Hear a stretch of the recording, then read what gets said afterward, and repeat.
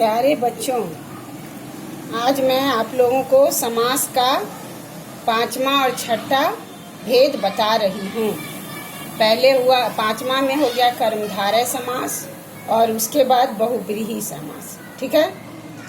कर्मधारय समास इस समास में उत्तर पद प्रधान होता है। इसके पदों में विशेष और विशेषण अथवा उपमान और उपमेय का संबंध होता है।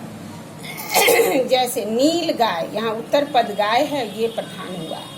महात्मा आत्मा, महान आत्मा उत्तर पद प्रधान होता है।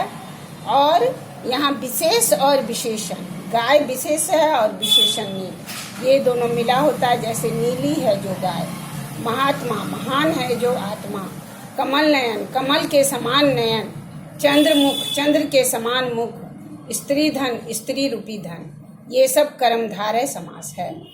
आप लोग अच्छे से समझ गए होंगे कर्मधारय समास। यहाँ चंद्रमुख में उपमान और उपमेय है। चंद्र उपमान हुआ और उपमेय हुआ मुख।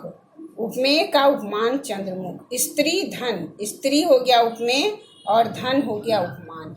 तो यहाँ उपमान उपमेय और विशेष विशेषण मिलके जो शब्द बनते हैं वो कर्मधारय समास में आते हैं। इस समास में उत्तर पद मीन होता है और विशेष का विशेषता बताया जाता है। दोनों को मिलाकर शब्द बनता है।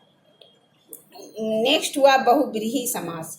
इस समास में दोनों पदों में से कोई पद प्रधान न होकर कोई अन्य पद प्रधान होता है। इसमें समस्त पद का कोई अन्य अर्थ का वाचक होता है। जैसे इसमें दोनों पद प्रधान नहीं होके तीसरा पद बनता है। तीसरा कोई शब्द बनता है जो कि प्रधान होता है। जैसे नीलकंठ, नीला है कंठ जिसका अर्थात शिव। दशानंद, दस है आनंद जिसका, मुख जिसका अर्थात रावण। गजानंद, गज है आनंद जिसका अर्थात गणेश। घन श्याम, घन के समान श्याम है जो श्री कृष्ण। श्वेतांबरा, श्वेत अंबर वाली है जो सरस्वती। यहाँ बहुब्रीहि समास में ज्यादातर भगवान का उदाहरण होता है। जैसे नीलकंठ शिव को कहते हैं, दशानंद रावण को कहते हैं, गजानन गणेश जी को कहते हैं, घनश्याम श्री कृष्ण को कहते हैं, श्वेतांबरा सरस्वती माँ को कहते हैं। तो इससे हम पकड़ लेंगे कि बहुब्रीहि समास है। और कर्मधारय समास तो समझ गए।